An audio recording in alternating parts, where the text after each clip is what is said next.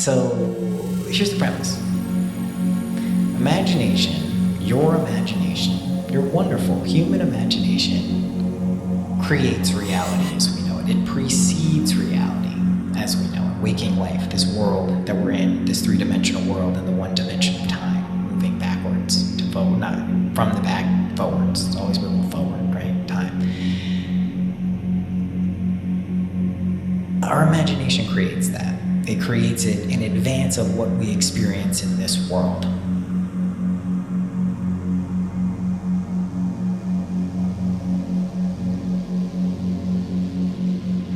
Not only is this an operative mechanism of our imagination working, but it's also the realization that we're God, right? That sense of I am in our skull is God. It is legitimately its source energy, the thing that sustains this material world, that loving, unconditional, generous, kind, whatever it is. That's what it is, and we are that, but we're also our individual selves too. But you're also God. You're also everything.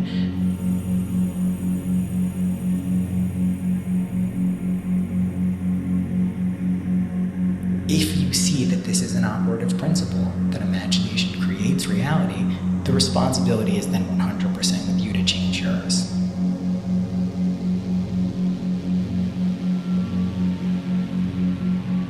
Anyway, here's the technique.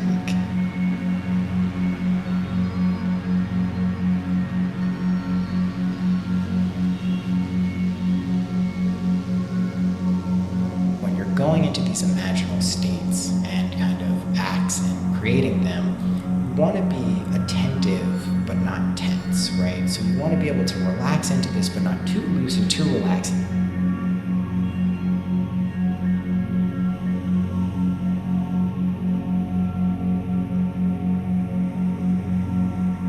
You do it every night before you go to sleep. If you just catch it a few times and you practice it, you'll be like, oh, this is it. Awesome. Here I am.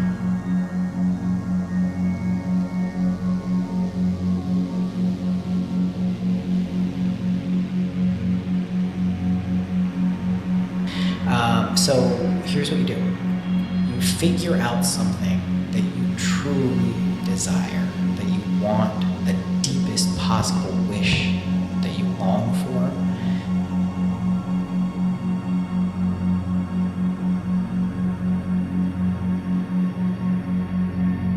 Find that thing. It can be multiple things. You can even start with a small thing that, you want.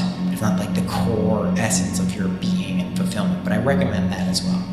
But find something you really want. Anything. It can be material, it can be immaterial, it can be a relationship, it can be an encounter, it can be financial success, it can be anything you want.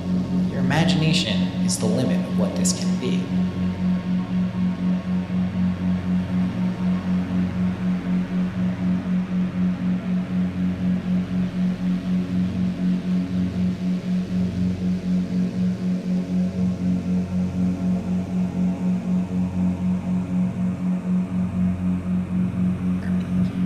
In your imagination, we all have one, you're going to create a scene, a short, compact scene that you fill with sensory detail.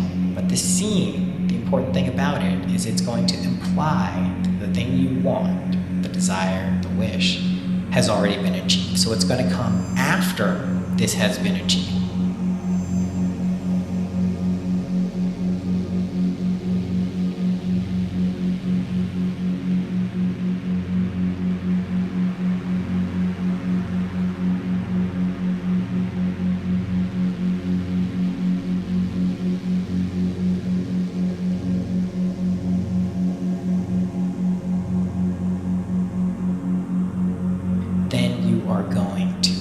Sensory detail, vividness, all 5 senses if you can, but you might not be smelling or tasting in some of these scenes. People's faces is a good thing. A very short and compact scene.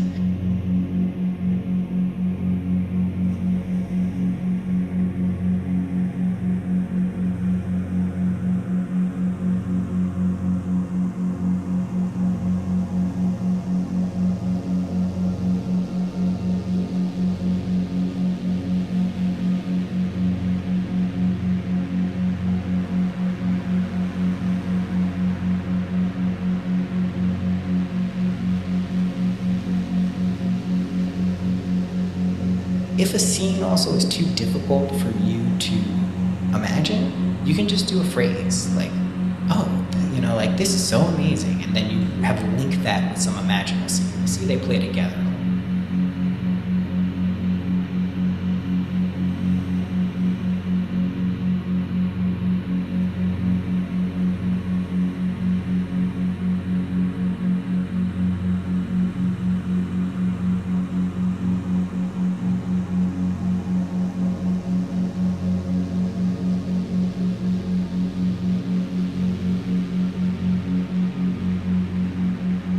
Then the next thing you're going to do is load this scene up with an emotion, a powerful, I recommend, loving emotion or feeling, sentiment, and you're just going to charge it in. And this is the real juice of it. When you load it up with this feeling, if you also load into the scene that you imagine this thing into existence, it's a pretty awe-inspiring emotion and feeling. It's like a miraculous occurrence that you've entered this dream, this waking dream we call life.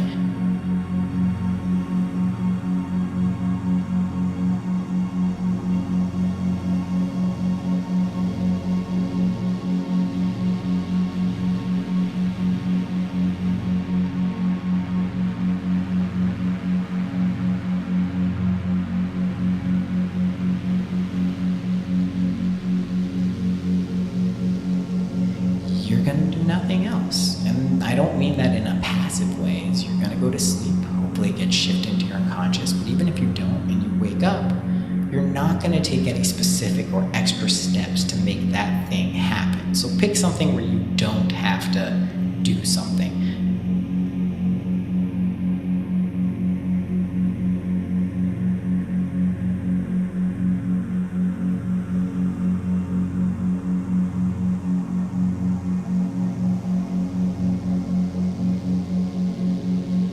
If you're someone who has trouble imagining images, right? Visualizing, some people call it. I don't really love that term. But if you can't imagine visual scenarios, or you have difficulty doing that right now, this is a technique that will absolutely circumvent that and is really effective. And I promise you, anyone can do it, literally.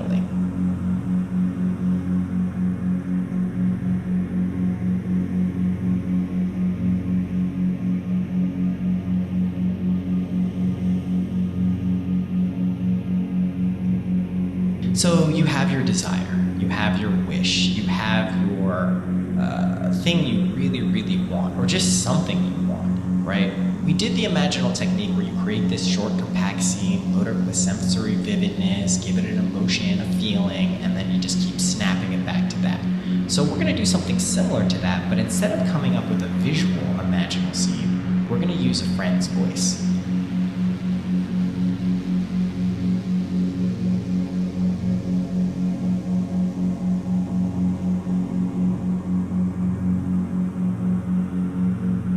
You're going to use a friend or a loved one's voice, we'll say, and they are going to say something to you. In your imagination, you're going to do this, that confirms or implies that your wish has been fulfilled, and you're going to respond in the affirmative and just keep going back to that. It's deadly simple.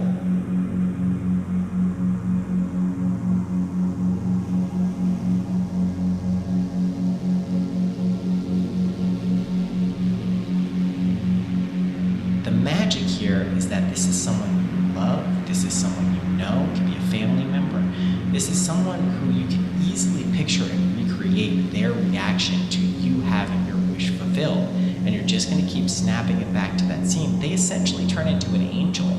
They're a messenger of the good word, confirming what you know to be true.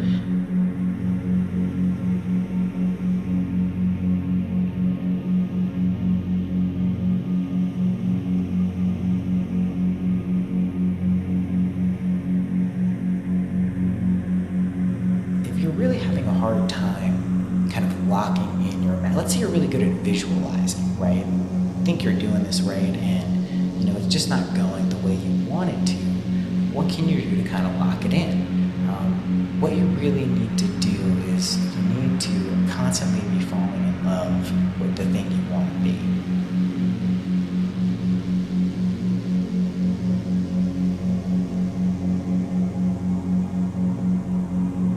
notice I say the thing you want to be. You can use this for material stuff, but inevitably what you're going to find is you want to be the person you're meant to be. So fall in love with that.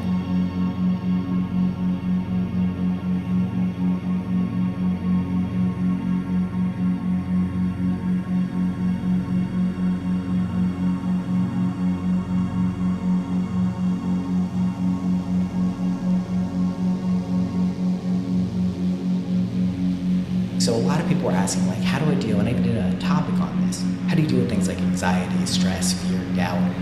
Let's say you're imagining something and, you've stabilized it and it's happening and it's showing, but it keeps kind of coming back, like aftershocks or little tremors of your past self that's in the past that's trying to, like, knock, like a ghost or something.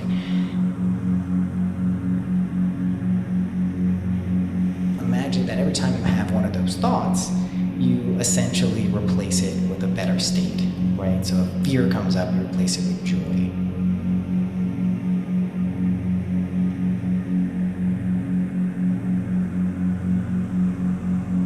A lot of people are like, well, I have a lot of things I want to, I desire. I have a lot of things I want done. I want this, I want that, I want this thing, I want that, all this stuff. That's a lot of stuff to remember. It can get difficult. You can trip yourself up. You can go, am I doing this right? Whatever it is. Here's what you do. Now the key is ecstasy. Just imagine yourself in that ecstatic state, maybe with the phrase like, oh wow, isn't this wonderful? Thank you, thank you, thank you. Something like that. And what will happen is, if you're in an ecstatic state, guess what's not happening? You're not depressed. You're not afraid. You're not in fear. You're not doubting, because you're ecstatic. That's literally, it's like, won't let those states near it. It like is like a magnet that repels those states.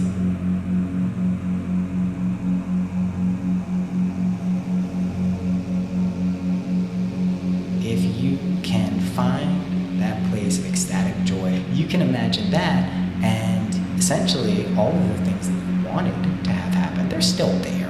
Those little or big or medium things, they're still there, but now you're in this wonderful state where you're really in flow, which is what a lot of people do. They first start with either a relationship thing or maybe money or a material thing, and then they quickly realize, like, oh, I can really use this for like meta stuff.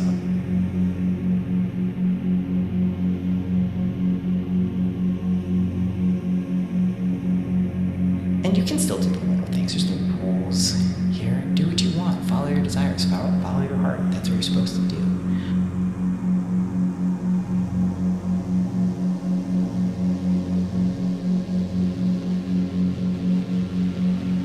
What we're really doing here is appropriating states of consciousness.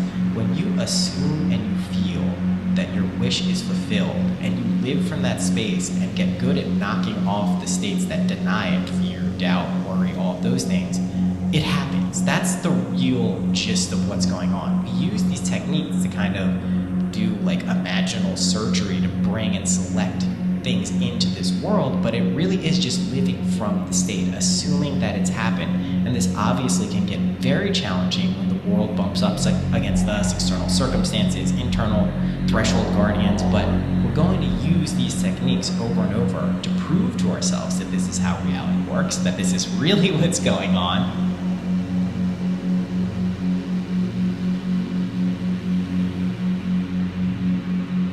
Don't take my word for it. As always, prove it to yourself.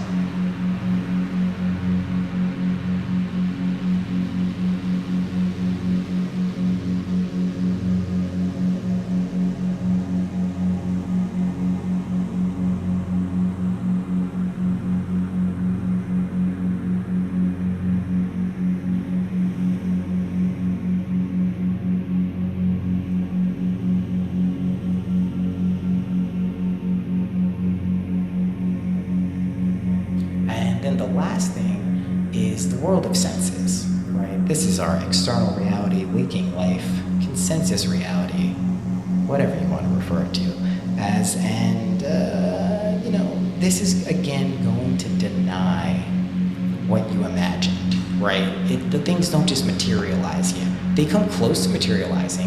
People can appear and things can appear very quickly after you do it, but it's not like magically in front of your face yet. So, until then, you have to be diligent to not let the world of your senses kind of deny what you know to be true. If you feel that state and you're just trying to keep going back. So just recognize your senses are there to perceive and experience and enjoy, but not necessarily to be the final arbiter of what's true and what's not true. That's a very useful thing. Again, the mantra that I use is, this is the dream, referring to this life right here we're talking in, and my imagination is reality.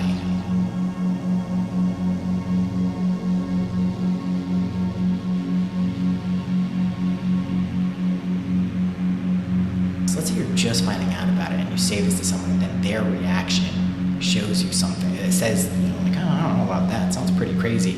That can collapse your world and your belief back into that original state. You can keep trying again, and if you imagine it accurate, it'll still happen. It might just delay it. But that's very common.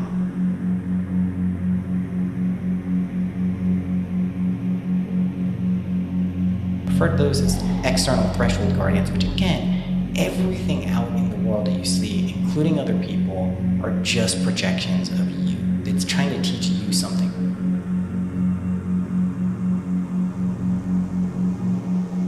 Any person in this world is going to be perceived with our senses, and our senses are like, they're okay. But in terms of like trying to understand what is going on, imagination, your internal sense of I am, precedes materiality.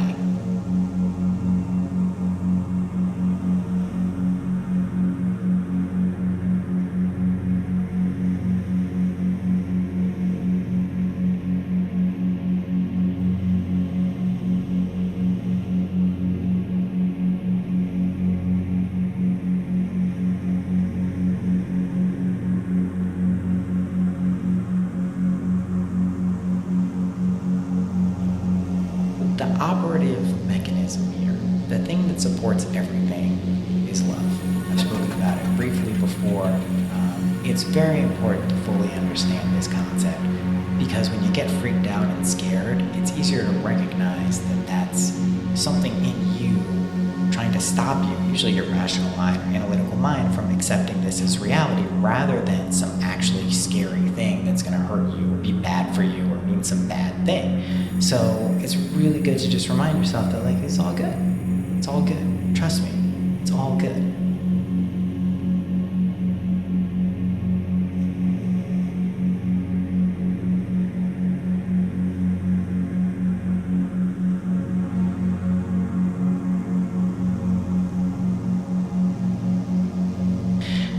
So here's what you do.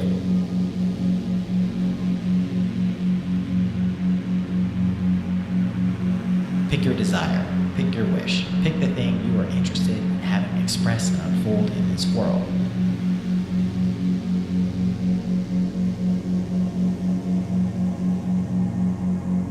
Construct a short, compact scene.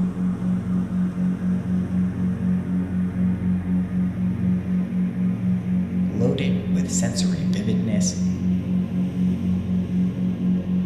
The most important thing, load it with the feeling of how you would actually feel had the wish been fulfilled. This is going to be a scene directly following the thing you wanted happening. Then go to sleep, or you get up out of the chair or your bed, and you carry on. Do no extra steps, take no extra steps to make your thing happen. Carry on, do what you gotta do. Just don't sweat it. Carry it around like a fragrance.